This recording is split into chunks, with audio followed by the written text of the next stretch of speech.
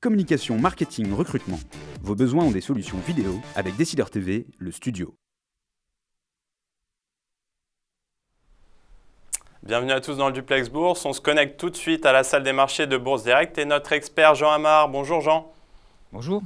Alors on commence avec Wall Street. Wall Street qui après plusieurs séances de hausse consécutives marque une pause.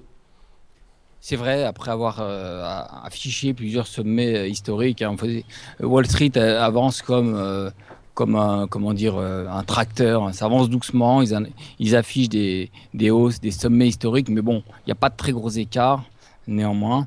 Là, ils ont clôturé hier à l'équilibre. On peut signaler quand même l'annonce de fusion et acquisition avec Oracle Microsystems ou encore Wisconsin Energy et Integris Energy. Donc, ça fait partie des catalyseurs haussiers qui sont régulièrement annoncés aux États-Unis. Donc, ça contribue à soutenir la tendance. On attend sur le plan statistique à 15 heures l'indice Case-Shiller, donc des prix de l'immobilier en mai. On attend une légère baisse. À 16 heures, on attend l'indice de confiance du consommateur du Conference Board pour juin, en légère hausse. Et pour finir, les ventes de logements neufs en mai, qu'on attend en légère hausse.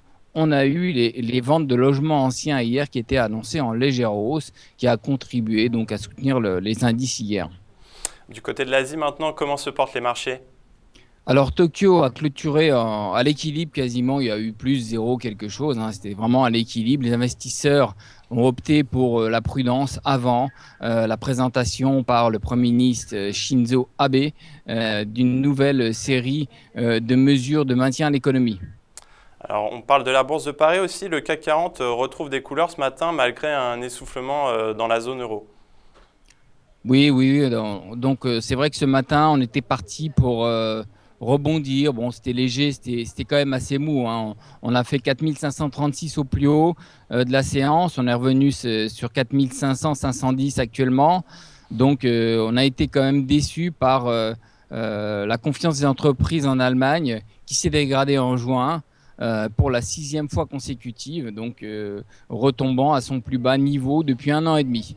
Donc, c'est important. L'indice IFO climat des affaires est ressorti à 109,10 après 110,4 en mai, signe que la croissance de la première économie d'Europe pourrait ralentir au 2e trimestre. Donc ça, c'était relativement inquiétant.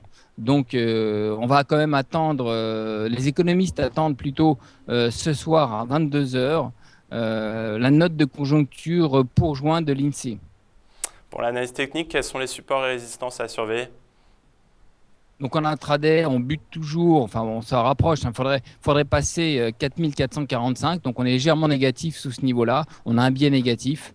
Alors attention quand même, quand on se rapproche de la zone de 4500, sous 4480, c'est une zone d'alerte, il pourrait y avoir une accélération à la baisse vers des niveaux quand même beaucoup plus bas, on parle de 4400, 420.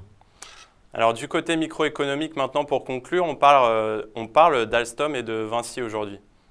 Oui, on parle toujours de l'Alstom, mais pour autre chose. Donc, c'est intéressant aussi de voir aussi que la société Alstom continue à travailler, donc à décrocher des contrats. Avec Vinci, ils ont signé un contrat donc de 2 milliards d'euros avec le Qatar pour le tramway de la ville de Lusail. Ce tramway, c'est 25 stations.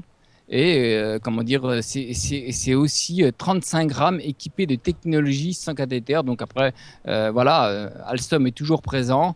C'est un contrat important. Et comme tous les contrats qui vont être signés, bien sûr, mais c'est un contrat important. Ça veut dire que la société continue quand même à décrocher de beaux contrats. Et aussi, on a, d'un autre côté, les Français sont aussi capables de racheter des sociétés aux États-Unis. On a donc Beneteau qui a annoncé l'acquisition du spécialiste américain des bateaux de moteur qui s'appelle Wreckboat, qui va renforcer donc de 150 millions de dollars grâce à cette acquisition. c'est une très bonne opportunité pour la société qui a un fort potentiel commercial et industriel. Donc, c'est bravo donc, pour les petites sociétés qui étaient en difficulté en début d'année, donc qui reprend un petit peu du poil de la bête. Voilà. Eh bien, merci Jean pour ce point complet. Très bonne séance à tous et à demain.